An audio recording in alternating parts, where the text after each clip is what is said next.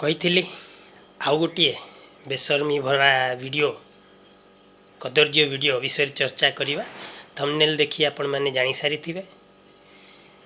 ଏଇଟା କେବଳ ଯେ ବେଶର୍ମୀ କଦର୍ଯ୍ୟ ନୁହେଁ, ଏଇଟା ପାପ। ଏଇଟା ହେଉଛି ଏକ ମଣିଷ ଜୀବନର ସବୁଠାରୁ ପବିତ୍ର, ସବୁଠାରୁ ମହତ୍ତ୍ୱପୂର୍ଣ୍ଣ ମୁହୂର୍ତ୍ତ। ଆଉ ଏଇଟାକୁ ଏମାନେ ନିଜର ଫାଇଦା ପାଇଁ କଦର୍ଯ୍ୟ ରୂପ ଦେଇ ପରିବେଷଣ କରୁଛନ୍ତି। କେଉଁ ଭାବନାରେ ପରିବେଷଣ କରୁଛନ୍ତି ତୁମେ ଜାଣିନ? ଏଇଟା କ'ଣ? ଏଇଟା ଗୋଟେ ଅମୃତ ଆମ ପାଇଁ। ଯାଅ ସେ ଲୋକମାନଙ୍କୁ ଦେଖା କରିବ ଯେଉଁମାନେ ଜନ୍ମରୁ ଏ ସୁଖରୁ ବଞ୍ଚିତ, ଏ ଅମୃତ ପାନରୁ ବଞ୍ଚିତ। ତାଙ୍କୁ ଯାଅ ପଚାରିବ, ତାଙ୍କ କଷ୍ଟ ବୁଝିବାକୁ ଚେଷ୍ଟା କରିବ। ନିଜର ଫାଇଦା ପାଇଁ ଆଡ଼ୁ ସାଡ଼ୁ ଲେଖି ପରିବେଷଣ କରିଦେଉଛ, କାହିଁକିନା କିଛିଟା ଭ୍ୟୁ ମିଳିବ, କିଛିଟା ଲାଇକ୍ ମିଳିବ। ଆଉ ମିଳୁଛି ବି। ମୁଁ ତ କହିଥିଲି ତାଙ୍କର ଦୋଷ ଅଧା, ଆଉ ଅଧା ଯେଉଁ ଦେଖିଲା ବାଲାଙ୍କର। ଲାଇକ୍ ଦେଉଛନ୍ତି, ସେ ଇମୋଜିରେ ଆଡ଼ୁ ସାଡ଼ୁ ସବୁ ଛାଡ଼ୁଛନ୍ତି, ଆହୁରି କିଛି କରିବା ପାଇଁ କହୁଛନ୍ତି। ଯେଉଁ ଲେଖୁଛ ତୁମ ହାତ ଯେ ଛିଣ୍ଡି ଯାଉନି? ଲେଖିବା ଆଗରୁ ଯାହା ଭାବୁଛ, ତୁମ ସେ ମୁଣ୍ଡଟା ଖରାପ ହେଇଯାଉନି କ'ଣ ପାଇଁ? ଜଣେ ଲେଖୁଛି, ଅପଲୋଡ଼ କରୁଛି ଟ୍ରେନରେ, ଏଇ ଦେଖିନିଅନ୍ତୁ ଆପଣ। ଲେଖୁଛି ଯେ ମୋତେ ବହୁତ ଲଜ୍ଜା ଲାଗୁଥାଏ, କିନ୍ତୁ କ'ଣ କରିବି?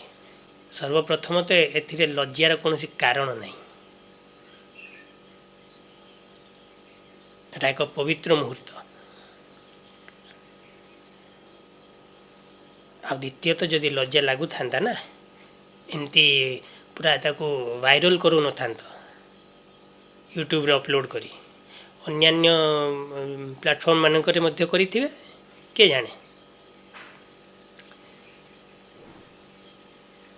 ଟିକେ ଲଜ୍ଜା ରଖ। ଯାହା ସବୁ ତ ସାରିଲଣି, ଏଇଟାକୁ ହେଲେ ରଖ। ଆମର ଲାଇକ୍ ଦରକାର, ଭ୍ୟୁ ଦରକାର, ସବସ୍କ୍ରାଇବର ଦରକାର। କିଛି ଦିନ ତଳେ ମୁଁ ଯେଉଁ ଗୋଟେ ସତ୍ସଙ୍ଗର ଭିଡ଼ିଓ ଚଢ଼େଇଥିଲି, ସେଥିରେ ମୋତେ ଜଣେ ଲେଖିଲେ ଯେ ତୁମେ କିଛି ଏସବୁ ଆଲତୁ ଫାଲତୁ ଚଢ଼ାଅ ନା, ଭଲ ଭିଡ଼ିଓ ଚଢ଼ାଅ, ବେଶୀ ଲାଇକ୍ ମିଳିବ। ଏଇଭଳି ଭିଡ଼ିଓ କଥା କହୁଥିଲେ କି ସିଏ? ଲାଇକ୍ ମିଳିବ ଦରକାର ନାହିଁ।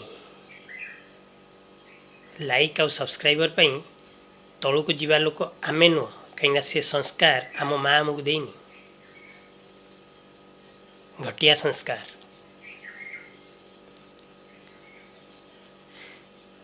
ପ୍ରାୟତଃ ଆପଣ ଶୁଣୁଥିବେ ବହୁ ଲୋକଙ୍କ ମୁହଁରୁ ଯେ ୟୁଟ୍ୟୁବ୍, ଫେସବୁକ୍, ଟ୍ୱିଟର, ଯେଉଁଟାକି ଏବେ ଏକ୍ସ ହେଇଛି, ଏସବୁ ଆସିଲା ପରେ, ମୋବାଇଲ ଆସିଲା ପରେ ସବୁ ଏମିତି ଖରାପ ହେଇଗଲେ। ଏଗୁଡ଼ା ବନ୍ଦ ହେବା ଉଚିତ।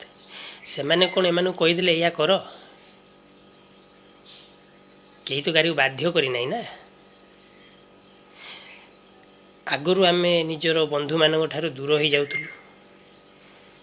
ଯାହାଙ୍କର ସ୍ଥାୟୀ ଠିକଣା ଥାଏ, ତାଙ୍କ ସେଇ ଠିକଣାରେ ଯାଇ କେବେ ସମୟ ହେଲେ ଆମେ ଦେଖା କରୁଥିଲୁ, ନଚେତ୍ ଜୀବନ ଥିବା ଯାଏଁ ବି ଦେଖା ହୁଅନ୍ତି ନାହିଁ।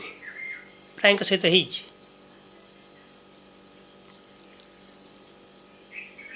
ମୋର ଯେଉଁ ଛୋଟବେଳ ସ୍କୁଲର ପିଲାମାନେ, ତାଙ୍କର କେବଳ ନାଁଟି ମୋର ମନେ ଅଛି। ଆଉ ମୁଁ ତ ଫେସବୁକ୍ ୟୁଜ୍ କରେ ନା, ସେଥିପାଇଁ ମୁଁ ଖୋଜି ବି ପାରୁନାହିଁ। କିନ୍ତୁ ଫେସବୁକ୍ ଏଇଥିପାଇଁ ହିଁ ବନିଛି, ହଜିଯାଇଥିବା ସାଙ୍ଗଙ୍କ ସହିତ ଦେଖାକୁ, ଆଉ ନୂଆ ସାଙ୍ଗ ଯଦି ହେଉଛନ୍ତି ତାଙ୍କ ସହିତ ଭଲ ଭଲ କଥା ହୁଅ, କିଛି ଜାଣ, ଶିଖ।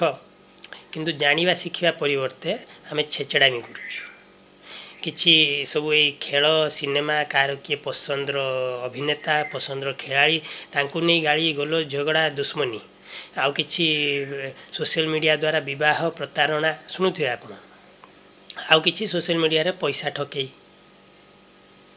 ତ ପୁଣି ସୋସିଆଲ ମିଡ଼ିଆ ଆପଣଙ୍କୁ କହିଲା, ତାର ଦୋଷ ଆସିଲା କେଉଁଠୁ? ଠିକ୍ ସେଇଭଳି यूट्यूब कौन एम कहला यही सब चढ़ा करदे मैंने नीच स्तर निज फायदा तुम्हें भल कि अपलोड कर मेहनत करी चल फल मिले मिल ना ना यहाँ गोटे साइड बिजनेस भाई एटा तो जरूरी नुह आम आरी उपर लाखी रही जहाँ इच्छा से करवा करुँच बहुत लोग तो जी कला कर तार आत्मा जो बाधा दब ये लोकंर ना गोटे गोटे समय आसे निजे निज चेहरा देखी पारती नहीं तो आप से हूँ नहीं से परिस्थिति आप जीवन में आसू सेटा को बिल्कुल एड़े दिंतु आम भी चाहूनु मु भी चाहूनी ना आसो निज भूल टी बुझीपार आज ये जो गुड़ा सब अपलोड करुँच सबुठारु पवित्र संपर्क को आपण एभली भाव माने कला रूप दे असभ्यता भरी दे लेखि परिवेशन करुचंदी उचित नुह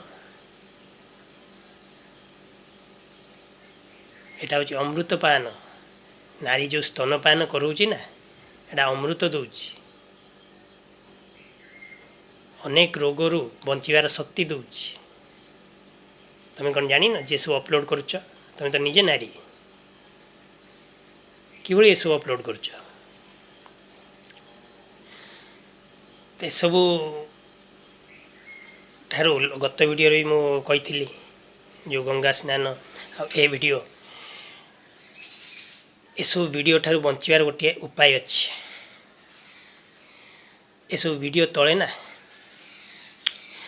गोटे डट डट तीनोटी आसे बुझे तो से डट उपर क्लिक करेंगे तीन चारोटी ऑप्शन आसो गोटे आसो नॉट इंटरेस्टेड सेटा जदि क्लिक करेंगे सेटा हटिଯିव नेक्स्ट टाइम से क्रिएटर अन्य किसी वीडियो आसो किंतु ता तलू गोटे थाए डोंट रेकमेंड दिस चैनल सेटा क्लिक करेंगे एटा को भी क्लिक करेंगे तो तापर नॉट इंटरेस्टेड वीडियोटी फट से हटिଯିव तापर क्लिक करेंगे डोंट रेकमेंड भविष्य रे आ से चैनल किसी भी यूट्यूब आपन को आउ देखेब ना से जेते पैसा दो प्रमोट करने करिवो नाही एटा सबुठारु बेस्ट उपाय आप देखु ना आड़ साड़ू लिखु ना सरला कथा से माने भी सुधरी जाए आम तांको भी इनडायरेक्टली सुधारुचे